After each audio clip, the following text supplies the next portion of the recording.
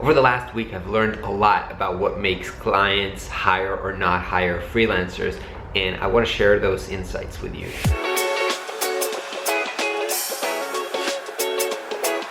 So I share with you guys the fact that I want to build a new portfolio for myself, and for that project, I'm looking to hire a great portrait photographer to kind of take my photo to create an awesome photo for the website.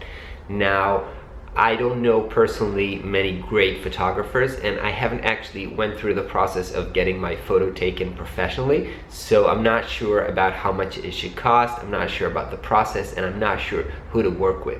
So I've been kind of interviewing potential photographers, and by seeing the way that they interact with me and how that makes me feel, I kind of got a lot of insights as to how I should kind of behave with potential customers and what's going on through their head during those kind of potential hire process, and I want to share that with you.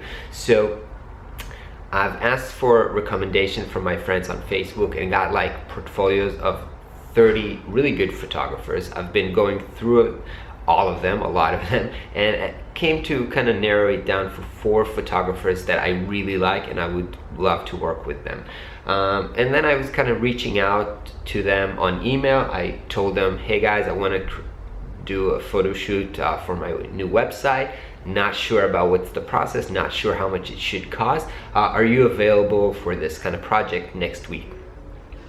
So the first one that replied to me was kind of like super professional. He replied to my email with his phone number, tell me, give me a call and we'll discuss it.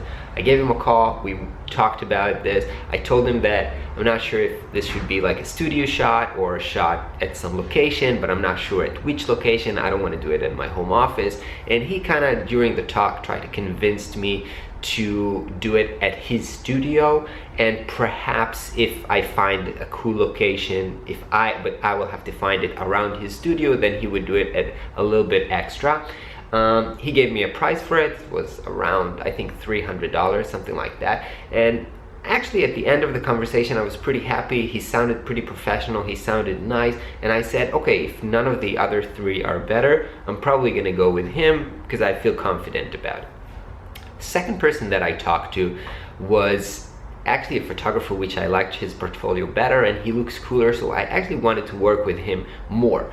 But this guy, I emailed him and he emailed me back, and he actually didn't give me his phone number or ask to call me. He just had the whole communication through email. And you know, it's really hard to tell kind of the personality of a person just by email conversation, and it's weird, but the email vibe wasn't that cool. He gave me a price which was actually lower than the first guy that I talked to, but I don't know, he didn't seem like passionate or super interested in the project. So even though I liked his portfolio better and his price was cheaper, I actually thought, I'm not gonna work with this guy just because, I don't know, the vibe didn't seem very cool. And I think this is super insightful kind of feedback to remember, like always try to get on the phone or to get into real communication with your potential client, because when you're just trying to quickly, you know, realize if you want to take this project or no by doing just emails, it sends kind of the message that you don't really care about the project, and perhaps the potential client wouldn't want to work with you, which is exactly what happened to me. So the third photographer, she actually replied pretty quickly. She said, what's your phone number? I'm gonna call you. Send her my phone number. Like 2 days, 3 days passed, she didn't call.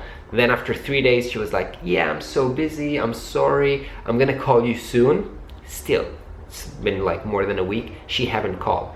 Now, it doesn't even matter what price she take or whatever, I'm not gonna work with her, because if she kind of didn't do what she said she's gonna do 2 times before we even got to talk, before we even got the project, I'm just not gonna work with her. So this is another super important takeaway, like always follow up, even if you're busy, even if you don't want to take this project, say you're not gonna take the project, but if you kind of forget to follow up because you're busy or it's not important enough, then that's exactly the message your potential client is going to think. This project is not important enough for this person, they're not following up, so I'm not going to work with them. Also super important.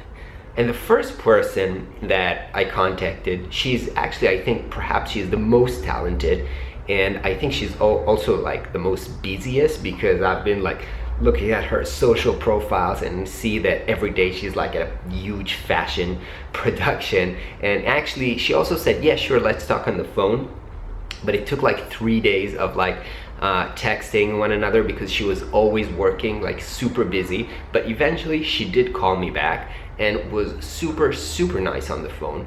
And she actually told me, I told her I'm not sure what to do, and how much would it cost, and she said, you know what, forget about the price at the moment. I really like to meet up to get to know the people that I'm taking their photos and kind of understand their vibe, and then try to build the concept together with them, and then later on we can price the project based on the concept that we build together. And this actually kind of sold me. Like, she actually wants me to get to know me so she can do better work for me, and that's the thing that excites me the most. So now I'm most passionate about working with her. I'm gonna go grab lunch with her, and hopefully everything goes through fine. I hope her price is decent, because I really want to go work with her.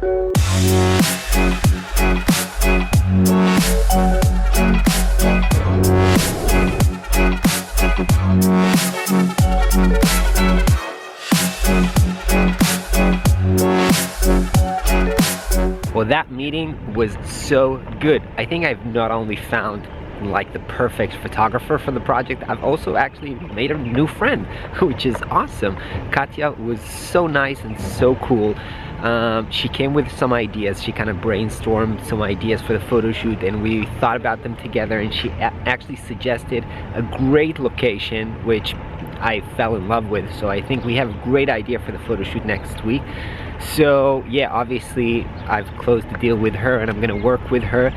But I think there's really great takeaway here, because you know, there's like millions of photographers with great portfolios, just like there are like probably millions of designers or developers with great portfolios. And when client, in this case me, are looking to work with somebody, they can't always decide based on a portfolio. So what you really want to have is kind of like a relationship, and the best way to build a relationship is by meeting somebody in person, or if you can't meet in person, then preferably, you know, phone call or Skype.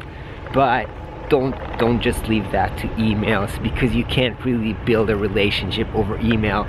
And don't ever say you're gonna call and not call, because this is like super lame. So for me, I both found a great photographer and kind of got a reminder as to how I should be selling as a designer to my clients. Super happy.